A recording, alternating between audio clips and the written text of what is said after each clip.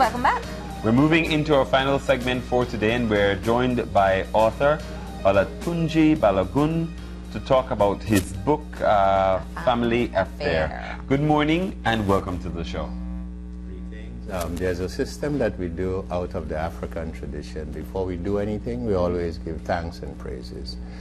I begin by giving thanks and praises to the Supreme Being, the Almighty, for allowing me to travel through this time and space. I take this opportunity to thank my ancestors for laying the foundation for existence by providing food, clothing, shelter, safety, and security. Okay. In line with those ancestors, I want to take this opportunity to remember those who have passed on, especially those who have made a significant contribution to our society. Some of the people you may know: Bev Smith Lopez played a key role in my early writings, and so Dr. Leroy Tega, Odinga Lumumba, Ishmael Shabazz, Edgar X, and Barbara Fernandez, herbalist, and so on. And usually what we do is take maybe about 2 seconds of silence to pay respect, not only to them, but to many of our people who have died tragically and prematurely, especially our young people. As their energy still permeates our environment, we need to just remember them for a couple of seconds. So could we take what? Well, we're on television. Silence isn't necessarily preferred at this time. But we do have to make use of the opportunity that we have here to talk about your book. And that's really what we intend on doing. So let's just get a little bit of your history as an author. My history as an author. First, I was born in Trinidad. 29th of April 1947. I'll be 68 in a couple of years. At the age of 23, I migrated to the U.S., spent 14 years, and I migrated to Belize in 1985, so I've been here for the last 30 years. In terms of the book and why I wrote the book, this book is pretty much the information that I have used to help me in my struggle with a dysfunctional lifestyle. I had 2 nervous breakdowns. I had an alcoholic problem and other dysfunctional behavior. And I knew I had to do something to get back on the right track. I started researching, and the only thing that really interested me, that really worked for me, was my study of history or our story. And in that study, I was able to magnetize towards me the information necessary to help me become who I am today. And a lot of that information is documented in this book, A Family Affair. Now, what made you, in the first place, come up with the title itself, A Family Affair? One of the things I have done, this is my 20th book. And I had dropped out of high school and had my own problems with reading and all of that. So I know I was afraid of words, right? So I recognizing in communicating with people, especially our people, especially in the television era where people don't like to read, they were afraid of words. So I had to find a way to communicate with people and find a creative way to get words across, right? And as such, I find, like, my first book, for example, was Victims of Our Wealth.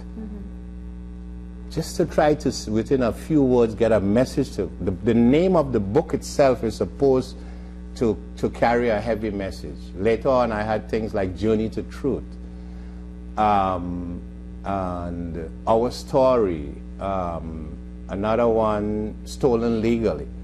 I realized, as they even say in the good book, the Bible, in the beginning is the Word, and the Word have an impact. So words are very important. So I wanted something to get across a message to our people. And by the way, although this research is 40 years, it just dawned on me this morning, but wait a minute, I'm making a fundamental mistake. Let me look in the dictionary to see how they define family and affair. So my wife, oh, by the way, I cannot forget my beloved wife, Ms. Lucia Ellis, thanking her for her tremendous support. And she quickly ran to the dictionary, and this is the definition they had here of a family. 3 definitions. 1, a social unit consisting of a man and woman and their offspring. Number 2, a group of people of common ancestry. And number 3, all members of a household. This was the first time this morning. And then I go on to affair, and it says a matter of concern. So when you put the two pieces together, you get a matter of concern about a family.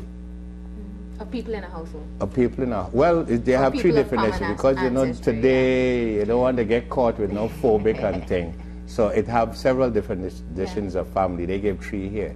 But basically that's it, a family affair. My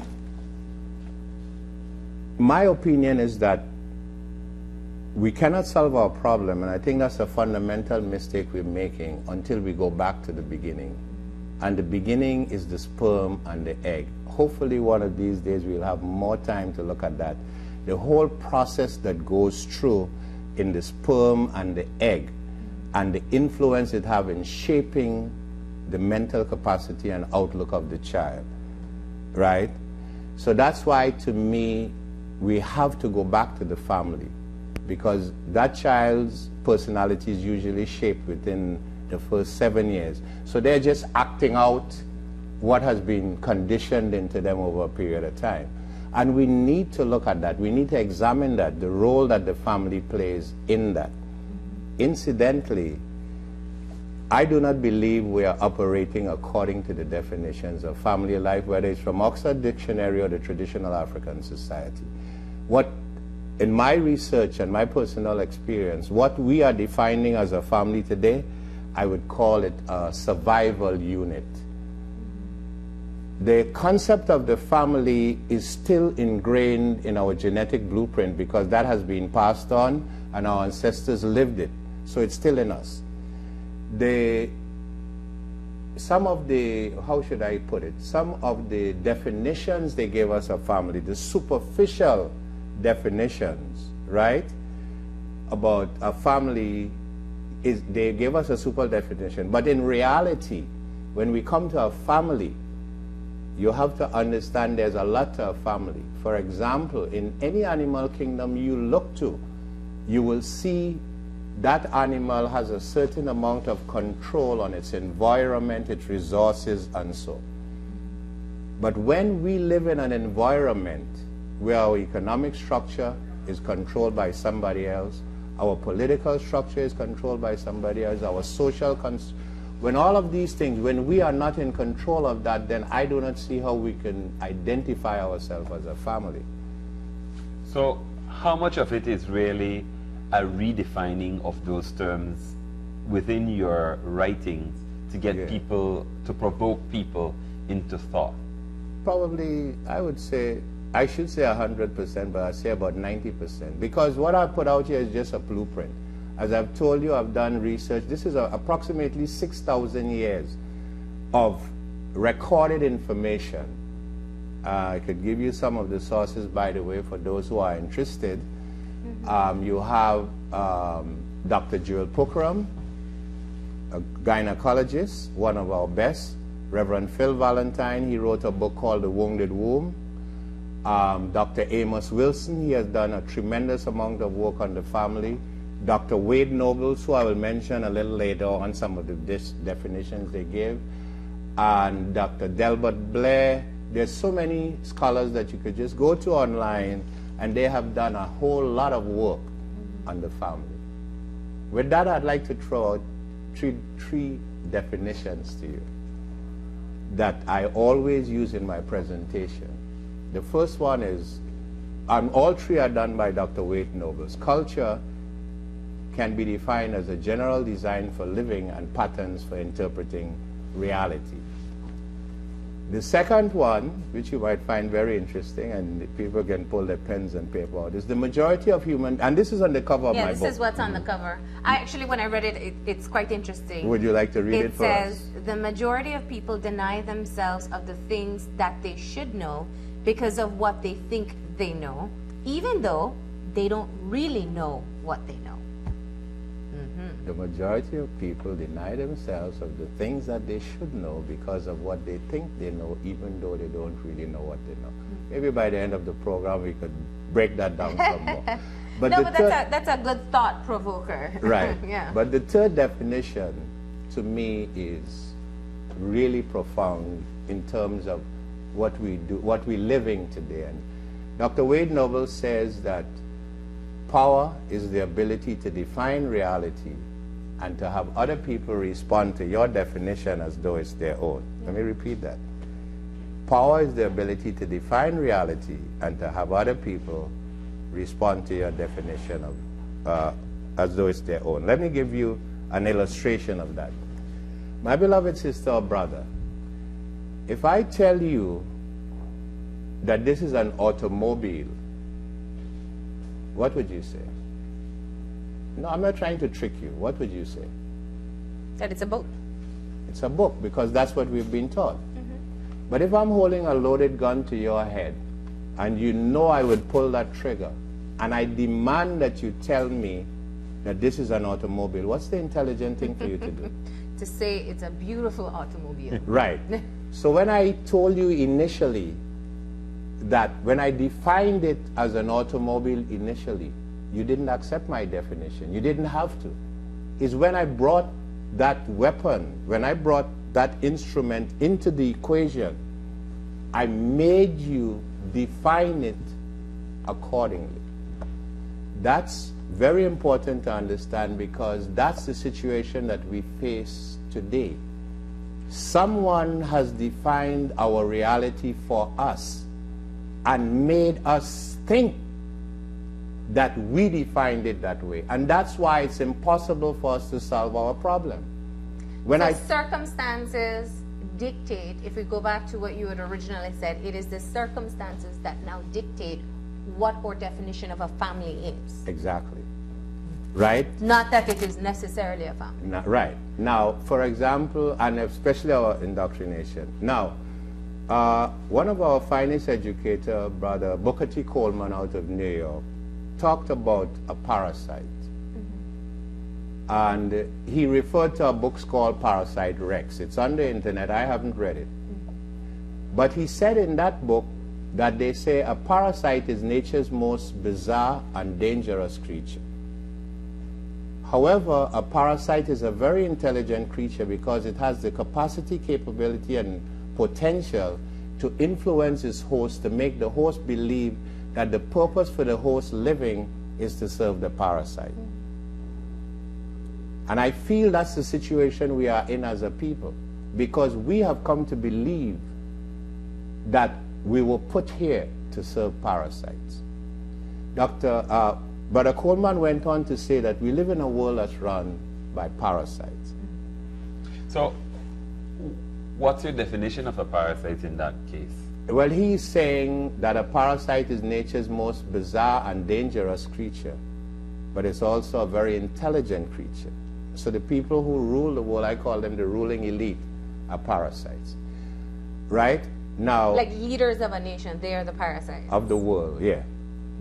So that when we look at the world that we're living in, my sister, when I rape you, at another time in the future, I hope we do a whole session when just you on... What? No, but yeah, if I rape you, if I abuse you, if I misuse you, if I steal from you, if I rob you, if I commit a whole lot of atrocities to you, there's an energy that comes from that, a negative energy. That is what the parasite feeds off of. So if I love you, if I care about you, if I want to live in harmony with you, there's another energy that comes from that, and the parasite will die from that energy. So they have a vested interest in setting up their institutions to ensure that we treat each other negatively. And that is what we face today as a family. That's a very interesting concept, but okay. I want to pull something from the cover of the book. Yeah. And this is by Osahon. Yes. It says, the work is a layered book of books in a very eclectic sense of that term. It is a work on history, philosophy, spirituality, economics, poetry, ethics, with an autobiographical spice. Yes. That is very interesting because it's very wide-ranging. Yes. And to help people understand just what they can expect if they pick up your book, how do you cover all of these very broad topics in this one publication? Right. 40 years of research, my 20th book. I've learned along the way. And I've broken it down into 7 essays, and I have broken it down. Okay. Essay number 1, for example, bondage. I broke down the historical, especially the history of this, the foundation of this lifestyle that we are living, the transformation from the original lifestyle where we live in harmony as a family up to the present time. And I show especially the negative, the almost total destruction of the feminine principle, which is the nurturer and sustainer of the family, in essay 1. I was able to break that down. In essay 2, I did ethnic cleansing. In this, I look at several things like abortions and all. As a matter of fact, 13 million black babies were aborted in America since 1973. 13 million. You can find that on a website called Silent No More. There's an article on that. In ethnic cleansing, in indoctrination, by the way, that number 3 is ethnic cleansing. I refer to like the Native Americans of Canada. My wife attended a conference with them, and they have properly documented the consequences of colonialization of their society, and they show the similarities between that and what's happening, especially with black people in America. So I did a whole section on that. Number 3, I did something called ethnic cleansing, and showing the systematic destruction. Things like abortion. You might know, for example, 64,000 black women are missing in America. All of these things you can find. And the thing that amazes me, all of my sources are right there. You can find them on the internet. This is not something revolutionary coming from somewhere, right? So who's your target audience with the book? My target audience is everyone. That's why I call it a family affair. Who do you think will be most drawn to it? Well, as an African-centered writer, I am primarily using my experience as a black person, and certainly I'm going to appeal to black people. But I believe I know we live in a world with more than one set of people, but I believe there are certain things. Truth is truth, in a sense. And by the way, my concept of truth is there's only one truth. Your truth, Maleni, your truth, my brother, or my truth. This whole universal truth, does not up to me. But I have to get back to the question. You said as an African-focused writer, yeah. Yes, yes. The reality is we live in a world with other people. But there's fundamental truths. So I don't care who you are, where you came from. Nature has certain laws, right? And if you follow those laws, there's a consequence. And if you don't follow those laws, there's also a consequence, right? So what I'm saying is it applies to everyone. But do we commune closely enough with nature to have those truths? Traditionally, that was passed on by the family in traditions, actually, and cultural practices. Yes. So are we at that point where we're talking about the family being broken down or being a survival? So how do you get those truths to be passed down? Well, first and foremost, there's something in our nature, I don't know, some people call it our conscience, that tells us what's right from wrong. Even though we may be ignorant of something, when we are confronted on it, if we don't want to go into self-denial, it will either say, well, it makes sense to me. A lot of the information I shared with you, for example, you may not have heard before. But from the time my sister here read the quotation, it makes sense to her. Some of the things I said, it makes sense, even though you may not know it. And the reason why it makes sense is because it is coded in your genetic blueprint. time would not permit me to go into something that I feel is very important, and I usually do on all of my presentation, the whole process of thinking. I don't know how much time we have left. No, we have to wrap up very soon. Yes, all right. So what I wanted to ask is, what do you hope that when people pick up your book, A Family Affair, and they read through it, what do you want them to walk away with? I want them to walk away with the idea that they're not alone. As an individual, at the end of the book, I documented my personal experience. I grew up with the concept of wine, woman, and song, which we saw in the movie. You know, the cowboy goes out there, conquers somebody, saves the woman, makes love to her, drinks some wine, and all of that. So one of my goals, which I was not proud of, when I meet a woman, how fast I can get her in bed. As I said, I'm not proud of it. That's what I thought it was about. I had to go through certain experiences in my life to be reminded of the sacredness of the womb. By the way, this book is also subtitled Womb Man, right?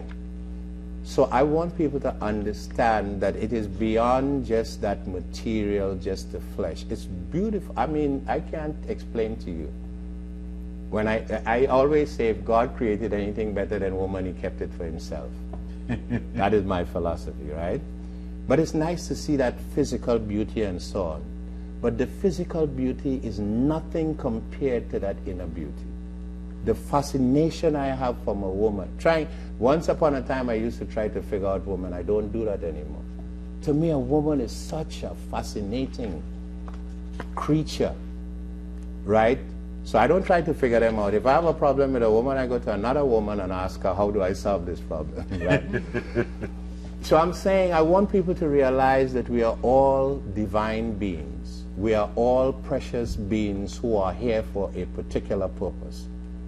Our ancestors recorded the process of understanding that divine being that is within us. And what I have done in my research is to try to collect some of that information and put together a blueprint so one can have an idea what it means to operate harmoniously as a female, what it means to operate harmoniously as a male, what it means to operate as a child, what it means to operate as an adult, all of these things, to let people know there's a blueprint out there. I told you earlier that the parasite goal, in order to remain in power, is to ensure that we live a dysfunctional lifestyle. You know something? I can assure you, my brother, that when you applied for this job, or when my sister applied for this job, they asked for a resume. And on that resume, you put all the fancy things. I studied at this school, I did this. You want that person to see how much you know about what the job entails. How much of us could do a resume on who we are as a person, who we are as a man, who we are as a woman? If they ask us that, if a job involves that, how much of us you think would meet a resume like that? That is a shame, a disgrace, it's an atrocity, it's an abomination that 10 to 100 million sperm were released at the time your father. Then that egg came together with that sperm to form you. This means you're 1 in 100 million, right? 70 billion people have walked the planet. Nobody has your fingerprint. That's how unique you are. And yet, for some reason, we don't know anything about ourselves. We don't know anything about the foundation necessary for us to live a better quality of life as human beings. So okay, go ahead. No, go ahead. You were saying? Yeah.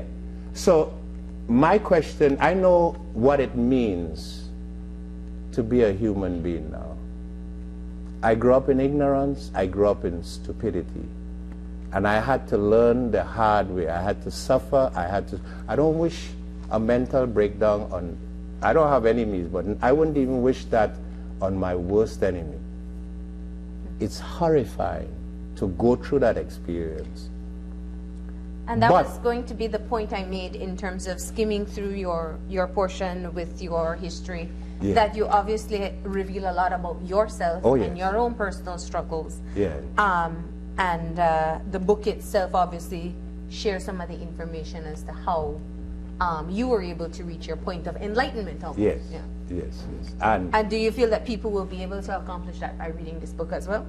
Well, my goal is not for anyone to accomplish anything, and I have no intentions of being no savior. All of us are divine beings here for a divine purpose. The only label I might accept is that of a reminder. Sometimes you speak and people hear you speak, they get fascinated, they want to follow you. The wrong person. I would consider myself as a reminder. My goal is simply to remind you of how great you are.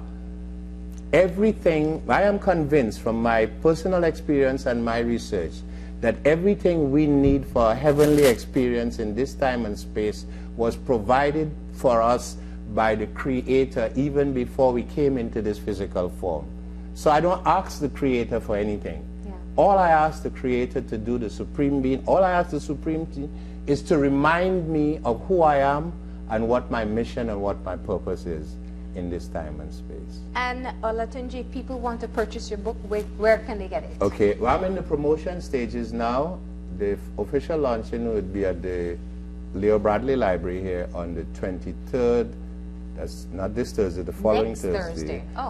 At 10:30 to 12 a.m. In the meantime, while I'm promoting it, I'm working on it. I expect that right now I have some at Reggie's Herb Garden, right by the roundabout. I expect to have some, hopefully, maybe, not as yet, but maybe in Brody's and maybe Image Factory, down south at Oscar's, and eventually I have, and of course you can get it from me. The price of the book is $25. And if schools and so on are interested, they'll definitely get a discount price on it. All right. Well, we want to thank you for giving us a bit of insight into the work that went into putting together A Family Affair and a bit of your philosophy as well. All right. I want to express my deepest appreciation to the owners, staff, and management of this institution for allowing us the opportunity to share these few words. And as I started, I would close with the words of peace in the traditional African language, which mean, in ancient Egypt, which means Hotep, which means peace be unto you, and Hetep, which means supreme peace. Thank you. Thank you very much.